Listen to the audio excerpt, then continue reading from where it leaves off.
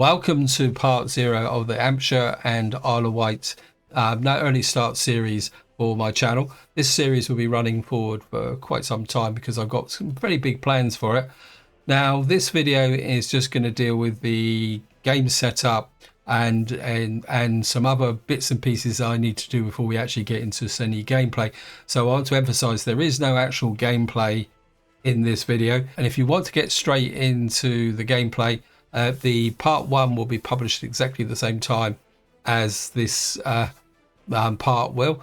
The other thing I will draw your attention to, if you come down to the bottom left hand, you'll see I'm playing on the 1.1.0.9 update.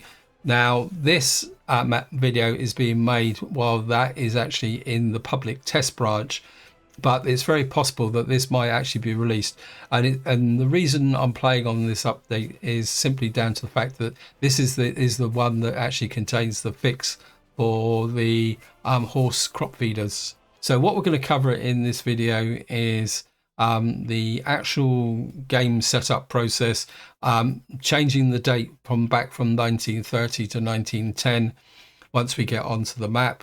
I will give a very brief overview of the map in general, give it a little bit of history. But if you want a bit more in depth about what the map actually looks like, there is a separate map overview video which can be accessed either from the Steam Workshop or it will be part of the playlist for this series. Then I will move on to talking about the starting locations and what the initial objectives are, and then eventually that will expand out to a more general objective for the series. Hopefully that will make sense, so we might as well get straight in, go into custom map. And the map we're playing on, of course, I have to get it from my whip list. You can see here the map is actually called South Hampshire and the Isle of Wight. You can see down in the bottom right hand corner it is a populated map. As I said already, it will be available in the workshop, so we're just going to select that map, and then so here we are on the map setup. And first thing I want to mention is that this map and this series will be on using the Early Start DLC, which was published on the 22nd of May 2025. You can see that there is a population option, which I'm going to remove simply because starting on a populated map in realistic mode is probably not going to work very well. And as you can see, I've already selected realistic. Now the one difference I'm going to do, now one customization that I am going to do is that we are going to change to medium money. Now the reason for doing this is that as part of the Early Start DLC, the starting money for the early start dates, which is 1930, 1940, 1950, has been nerfed.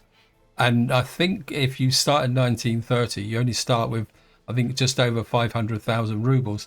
Now, the reason I'm playing medium is that one of my initial strategies for this series is I'm going to start in 2 locations. This will make more sense once I actually talk about the starting strategy. So we'll be starting in 1900 and we'll be trying to build up 2 towns which can't support each other. That's the 580,000 rubles. It can be done because I did a little bit of a play test, but to be honest, it's not really what I'm trying to do with this series. Anyway, so what I'm going to do now is just have a very quick dash through the settings for anyone who don't know what the settings are. The first one is happiness. It just means that when something happens, like the food runs out, the residents get unhappy very, very quickly. This is often the trigger for a major cascade error where you lose all your population. Next one is energy management. This is quite straightforward. I would always recommend playing on energy management, even if you're a new player. What this means is that you actually have to provide power to buildings and fuel to vehicles.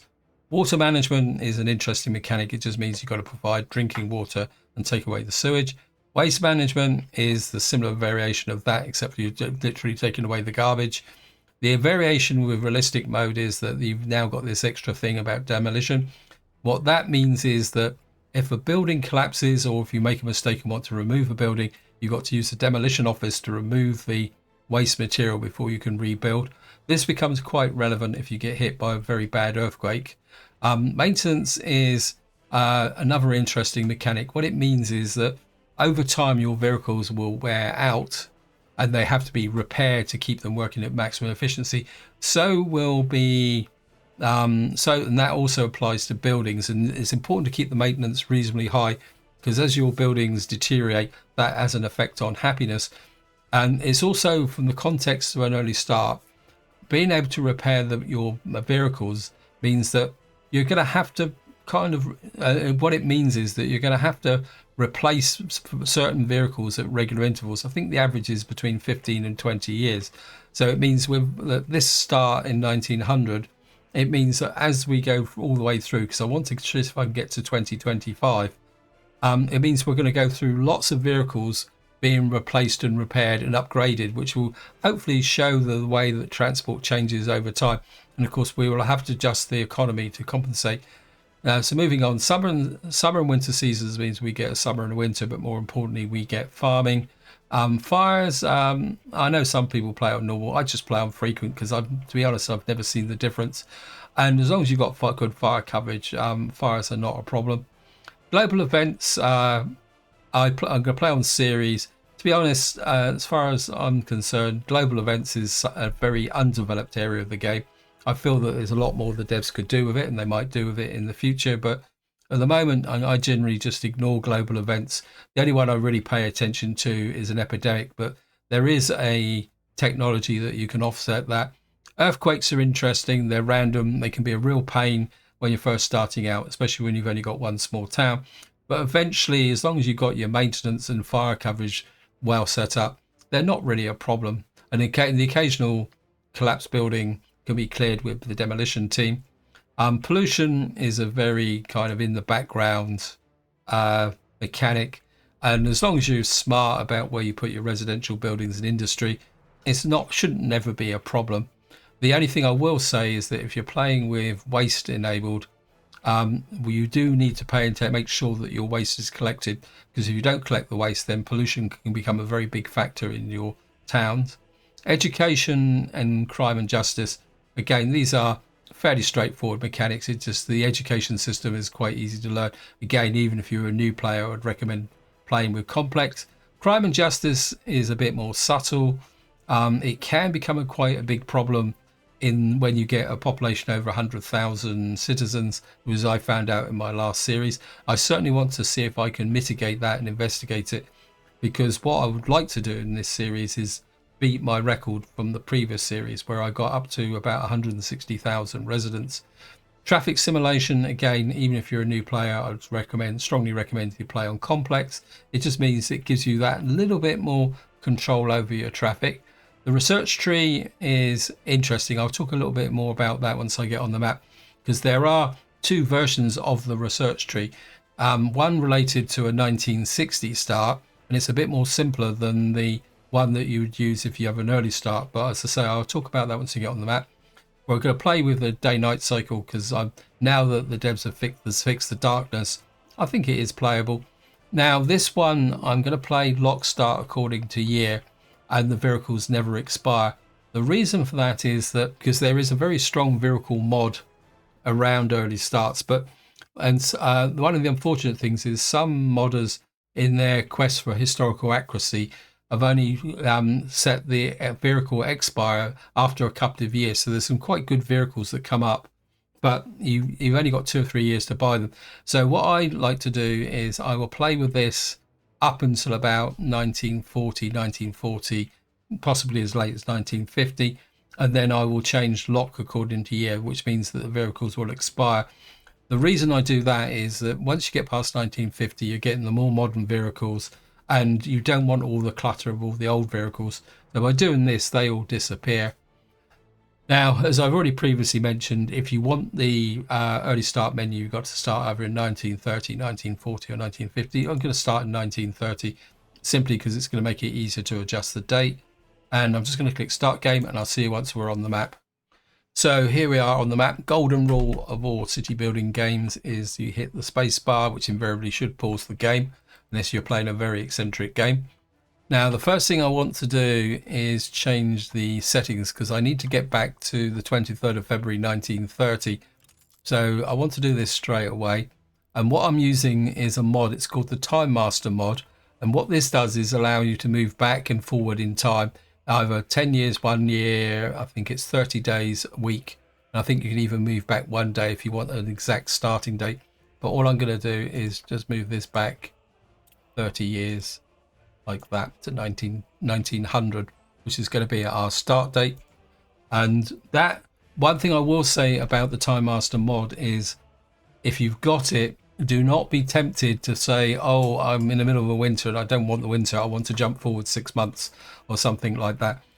What will happen is the date will change, but the game will get a bit confused. And what it will, because the game itself, the mod does not let the game calculate everything you're doing. So it's not a shortcut to build buildings. If you're in realistic mode and you're building a building, you could move the date forward 100 years, but you've still got to build the building. And the other thing it will do is it will mess up your stats. So when you use I would strongly recommend you only use the Time Master mod to set your initial start game. And then the first thing I'm going to do is actually just knock out a quick save, and I'll be right back. So I've now saved the game, and what we're going to do now is I'm just going to draw up the map here so that you can see it, and I'll give you a quick tour of the map. As you can see, it's a bit bigger now. It's the map itself is, as I've already mentioned, is Southampton here, Portsmouth over there, the Isle of Wight down in the south. Now there are several reasons why I wanted to do this map. The first one is I wanted a map that would drive me to do 2 game features which I've very rarely ever used. In fact, 3 game features which I've very rarely ever used. The first is tourism, and the reason this map is good is going to drive me towards tourism is because if I show you this town over here, this is it's Milford-on-Sea, and of course over here we've got Leamington. Now, in the Victorian period, going up into the 1920s, 1930s, you had the beginning of what you could call tourism, in the fact that the Victorians would travel down to the seaside by train and have what you'd call seaside holidays. So that's the birth of the tourism. So having these 2 towns here, also, as just the name on the map now, is Southsea, which is roughly about here on the tip of the Portsmouth Island. And of course, more importantly, again, this is where it's going to make things a bit interesting. You've got right over here, which is another seaside town. In fact, Queen Victoria had a summer house here. Can't remember what it's called now. And of course, down here, you've got Shanklin and Ventnor, which are very popular kind of seaside towns. Even to this day, actually, I think there's quite a lot of people, because at the moment the main industry of the Isle of Wight, even in 2025, is tourism. Well, because one of the things about Southern Hampshire is there's no really heavy industry and resources. There's a great big oil refinery on the edge of Southampton water here, hint hint, with an adjacent power station. So that's something. And what I want, and so this is the map itself, and you can see, so the first one is tourism. The second thing is, you can probably guess, is shipping. I am going to be playing with a rule that there can be no bridges across the Solent, which is this stretch of water that runs around the top of the island, also across Southampton water, and also across the gap into Portsmouth Harbour, which is just over on the right hand side there. The reason for that is that in 2025 there are no bridges, and in fact I think if you tried to build a bridge across the mouth of Portsmouth Harbour, the Admiralty might have something to say about it. So this is very much a water-based shipping area. So that's the second reason that I wanted to do this. And of course the third one is aircraft, because again, I've always used aircraft in a very casual kind of way in the game, but I've never really got into it. So that's the 3 kind of main drivers behind this map. Up here we've got a representation of Southampton, if I can find it. And down here you've got Southampton docks, so I've added the docks in. Again, what we've got here, and the main significance of this docks is in 1900, this was one of the 2 main departure points of travellers to America. That was Southampton and Liverpool. This is where the great liners sailed from. Of course, the most famous liner of all, the Titanic, sailed from here as on its maiden voyage, where it never got to New York. So we got Southampton here, And then over here, we got the second major port of this area, which is over here, where again, I put docks in, which is Portsmouth. And this is a kind of representation of the naval dockyard where the ships were being built here right back to the days of Henry VIII. Right, even I don't think they build ships here anymore, but they do service them, the smaller ships now. So in the scale of this series, this is where we might be building a what we call it, dock, a shipbuilding dock.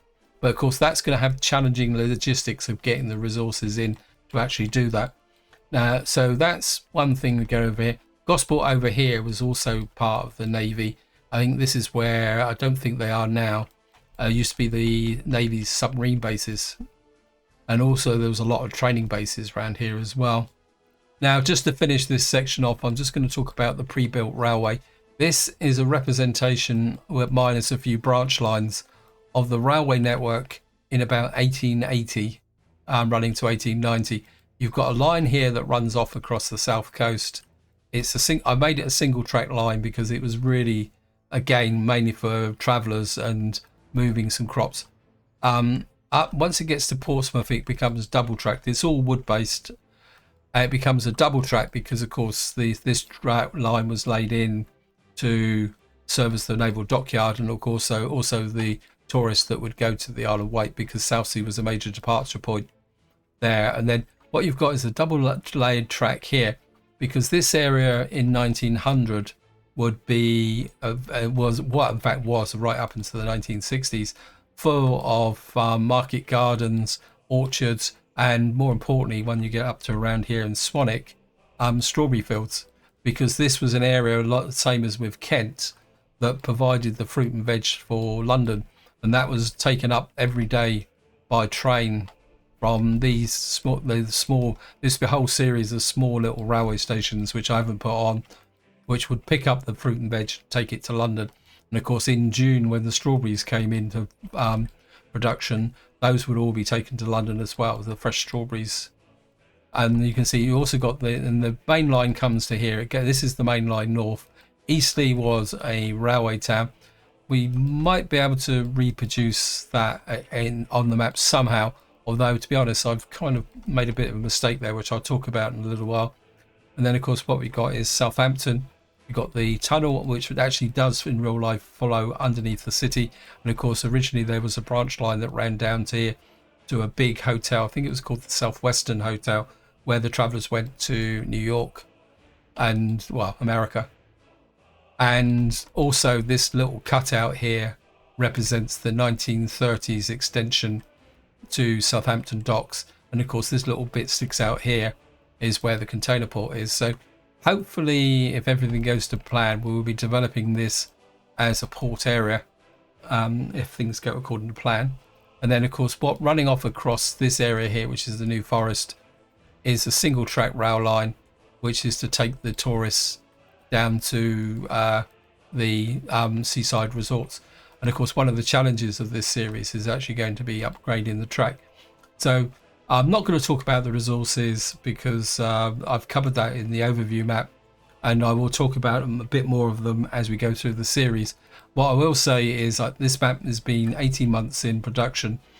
I've got a vague idea where some resources are, but it's a long time since I've looked at them.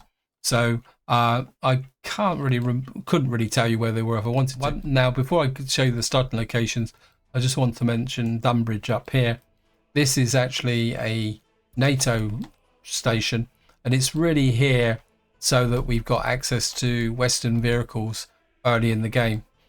And of course, well, throughout the whole game, because we're not going to be playing the Soviet Revolution or anything like that.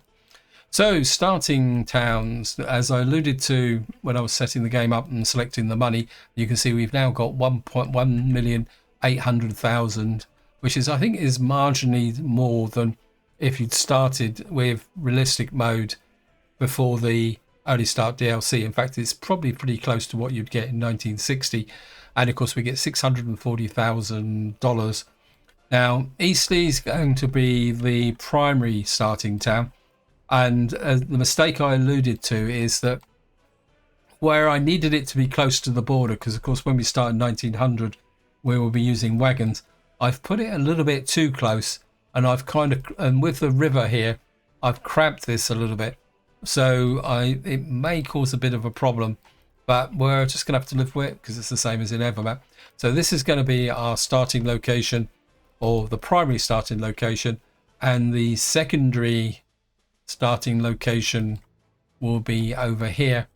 I think this is called Warstock, and this one is what I would say is the proper distance from the border for when you start in 1900, which is, if I measure it out for you, delete the last point. I don't know why it's telling me that I measured something. I haven't measured anything. You can see it's roughly about 1 kilometre to the centre of the town, which is workable, but it's a little bit of a challenge. So that is our initial objective. I don't know why I'm letting the game run, but it doesn't make any difference because I'll start from the save game. So this is going to be our two primary our starting locations. We're going to work on Eastleigh first, then bring this on, and then the idea is going to be strategically is for Eastleigh to expand down into Southampton. This is what it does in real life. In fact, if between Southampton and Eastleigh there's virtually no break in the buildings, then we're going to expand along here, because one of the kind of long-term goals I might like to create is Solent City, by merging Southampton and Portsmouth together with built-up areas. So we might be able to turn this into an urban area, although the focus will be very much on farming, so we won't do that in 1900. So the initial expansion and work will be done in this area. Then we will probably expand down here. Of course, we will need the shipping to get to the Isle of Wight. One hint I will give you if you want to play on this map, the Isle of Wight will be very important, the late game. And if there's money, what I would like to do then is come over here. So this is what you could call the secondary start location. For example, if we get to about 1920, the economy is good, we're going to come down here and actually create a seaside resort with some tourists on it. Maybe use some mods to get some beaches down here. So we'll have a little bit of a tourist centre here, and then that can then start the process of expanding over to Lymington. So the long-term strategy is to build up this area as our kind of economic area. Start working on the tourism coming in from this area. And of course, a key thing when we start here will be to go connect into Portsmouth. And a very broad hint here is that if you look at this kind of cut off between which makes Portsmouth an island, in the last kind of 40 years this has been reduced to almost a culvert. So that's something else that we will be doing here, because we're going to need to expand into this area, mainly so that we can grow, because we got hills to the north, and that would be a little bit more difficult. And of course, Portsmouth is a major city, so one of the objectives is to recreate Southampton and Portsmouth as well. So I think that's enough of the overall strategy. So this is where I'm going to leave it. Hope you enjoyed the video. Hope you found it interesting. Any questions, observations, feel free to put it in the video description. And until next time, whatever you do, enjoy your gaming.